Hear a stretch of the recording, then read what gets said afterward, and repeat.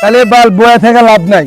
রোদের ভিতরে আমার দাদা যুদ্ধের আমলে বলে পাকিস্তানের হাতে যুদ্ধ করছে, হ্যাঁ অনেক কয় হ্যাঁ নাকি দেশ স্বাধীন করছে। চলো দাদার কাছে দাদা কাছে গল্প শুনি।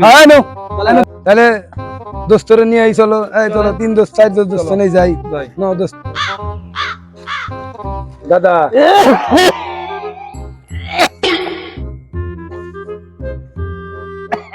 তুমি কি বিড়ি খাবার দিবে না? এই, বল।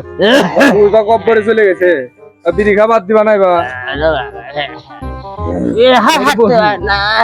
দাদা তুমি বিড়ি খাওয়া ভালো হচ্ছেন, কথা আছে তোমার? কি কথা কবে নে বুড়ে কি গল্পই কবে নে? না কি কথা দাদা তুমি বলে যুদ্ধ সময় যুদ্ধ করছাও, তো আমরা একটু শুনতে চাই।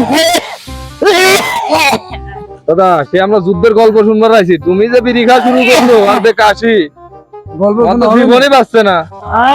আর বিড়ি খাওয়া ছাড়তে পারি না।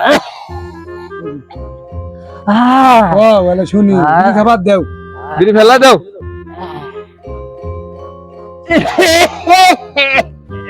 আরে তুমি কথা ভালো লাগো। ওই যুদ্ধের কথা, হ্যাঁ শুনি। ও দেশ তো আমি স্বাধীন করছিলাম না। তুমি স্বাধীন করছিলা? আমি স্বাধীন করছিলাম। ওই একটা ঘটনা আছে, হ্যাঁ তোরা তো নাতি মানুষ সেই সময় তো দেখিস না না না না আমরা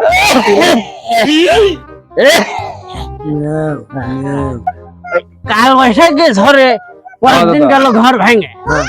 সকালে তো দাদি বলছে লাগে ঘরটা তো ভেঙে গেল, দুটো বাঁশ কাটি অন্য ধারের থেকে। হ্যাঁ জানিস তো বাস কাটে গেলে। তা আমি ধারে বাঁশ কাটতে গেছি, তা কাটতে কাটতে একজন আসি বলছে দাদা দাদা পাক বাইনি ঢুকিছে। আমি বলছি তোর চাষি গো, ওই চাষি তার একদিক দৌড় মারল। কি কর না আবারও শাসি কাও, ওই যে- দাদি দাদি বয়স হয়েছে তো, বয়স তো হয়েছে, হ্যাঁ, ভুলিতে যাচ্ছে। ওই ওই বাঁশ ধারে দুটো বাঁশ কাটিয়েছে, একজন আসে বলছে চাষা চাষা পাক বাইনি ঢুকেছে।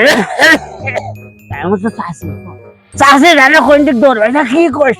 পরে আমি বলছি সকালে দুটো বাঁশ কষ্ট করে কাটলাম, এ ফেলা তুই যাবো, দুটো হাতে করে নিয়ে যাই। মুরব্বী মানুষ সেই সময় আমি জোয়ানটা যাবো যত, হ্যাঁ হ্যাঁ দুটো বাঁশ মনে করো যে পালনের মতন হাতে নিছে, হেই দৌড়। পরে দেখছি সামনে পাকবে না, আমি যাক জীবন নেই আর বাঁচলো না গো। পরে বলছে আর একদম দেখছি কান্নাকানি করছে পাকবে না। এই হালা হচ্ছে বাঙালি है उसको हाथ में बड़े बड़े कमान है, ए मुझको मार देंगे। ए बोले দেখছি হালা হুন মতো হুল করে দৌড় মারলো। পরে মনে মনে হলো যাক বাবা ভালোই হয়েছে, বড় হয়নি তাদের কি জীবন বাইতে বাঁচের কারণে।